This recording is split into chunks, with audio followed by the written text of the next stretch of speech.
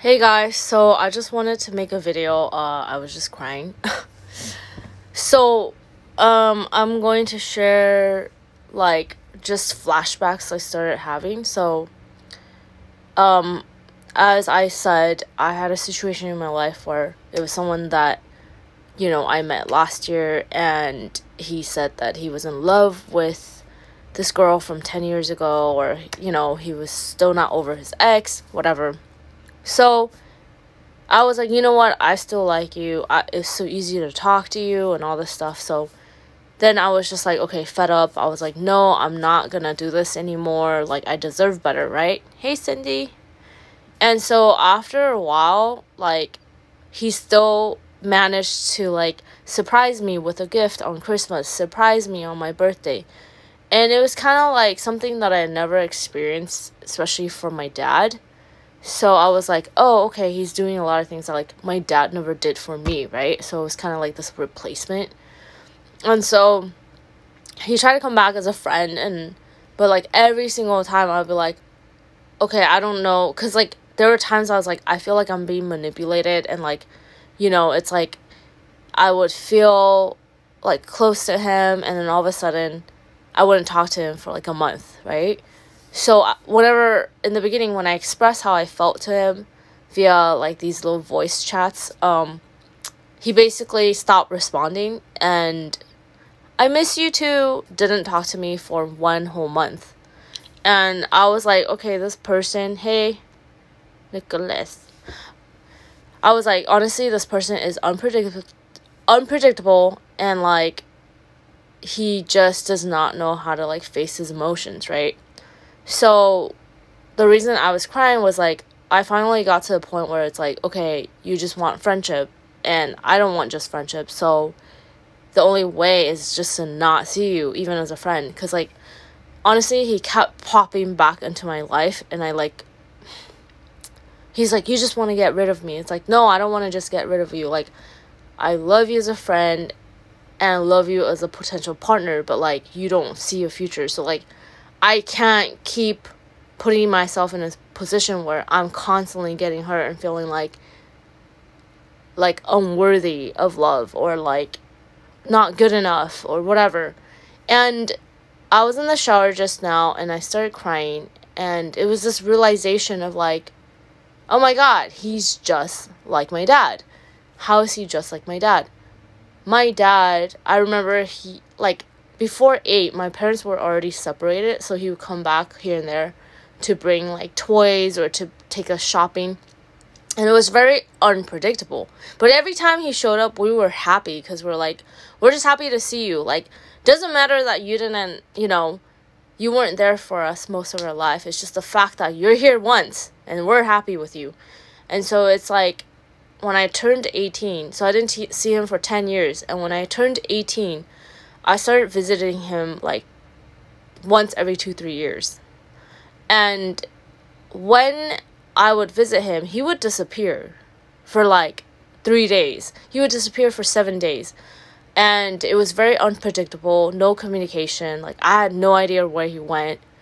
And it was just this this insecurity, this instability of this person is not gonna communicate with you, and it brought a lot of doubt on my part, where it was does he care about me?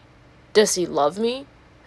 And he, it's this question of oh, you feel loved 1 minute, and the next you don't feel loved. And so it brought a lot of insecurity onto my life, including my relationship with my ex, who also needed space and would disappear for 2-3 days. And then I because I don't want to seem clingy, so I wouldn't ask of okay, where are you at, once in 2-3 days.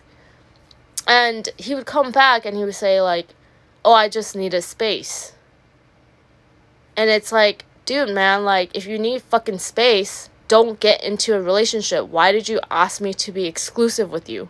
He was the one that asked me to be exclusive with him. I didn't even, I wanted to date more. I wanted to understand, what I wanted. And I kind of just was like, you know, I was 23, I was young. And it's just like, that kind of instability really stemmed from this pattern that I saw in my dad. And I would see him every 2-3 years, like, you know, fly back to Taiwan, 11-hour flight. Like, I paid for the flight. Like, I made the initiative to always see my dad. Like, I made the initiative all the time. And so it was wearing on my soul and spirit, because it was like, okay, like, you know, it's like, I have to make the effort. And so, like, that's kind of the dynamic that I saw in my relationships, was that, oh, I have to see where they're at. I have to, like, initiate. And it's, like, fucking wearing to the soul and the spirit, you know? You're just like, oh my God, I'm freaking exhausted. Like, you know, take some initiative. And so anyways, so the reason I was crying was, like, this guy friend of mine who likes me, but doesn't want to be in a committed relationship, and is still hung up over his past exes or whatever. It just reminded me of, like, oh yeah, when we hang out, it's like, I do feel loved, I do feel accepted, and I feel understood, and I feel loved. But it's like, in the back of my mind, I'm like, dude, he doesn't want to commit.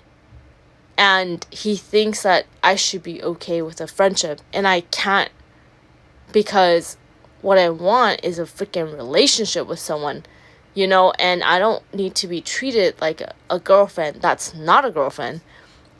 Anyway, so it just kind of triggered memories of, like, trying to connect with my dad, and, like, going there, being happy to see him, and, like, kind of putting up this front, and not really a front, but just, like, this relief of, like, oh my gosh, I get to see my dad, but, like, suppressing the anger of, oh my gosh, he didn't raise me, like, he didn't talk to me for most of my 33 years alive, you know? And you get to a point of, like, I should not accept that kind of behavior in a relationship or even a friendship. Hey, like, you shouldn't accept that kind of behavior in a relationship. And I was accepting that. I was like, you know what? He shows up for me. He's there for me. He talks to me. I feel loved when I'm with him. But then when I'm not with him, I feel insecure, because why? This person does not want to be in a relationship. And it just occurred to me, talking to my friend about this, is like, when you don't grow up with like a father figure, and you're just happy when someone shows up, you know, you're just happy when, like, they do the bare minimum, because you think that that's all you deserve. You're just happy that someone wants to even be there, right? And it just, the way I cried, I really felt this grief come out from my past, from my childhood, of, like, oh, I had an unstable and unreliable father that I had to initiate meeting him. I had to fly back to Taiwan, you know, paying for the airfare and all this stuff, like, and it's like, no, I don't deserve that kind of treatment from a man. Like, I deserve, like, someone who will be present all the time, every single day, who's going to show that they care about you, that they say that they care about you, and they act like it, you know? And so that kind of brought out this grief that I felt was very deep in my soul. And I'm just grateful that, you know, that was brought out and that was cleared in a way. And I just know, like, you know what? Like, yeah, I may experience love, like, with that person on that day, but it's like, I'm left feeling abandoned because that person doesn't want a relationship or a commitment, because they're commitment phobes. And it's just like, I'm not afraid of commitment anymore. I'm not afraid of, like, the work that it takes to sustain a relationship. Like, I'm ready for the real thing.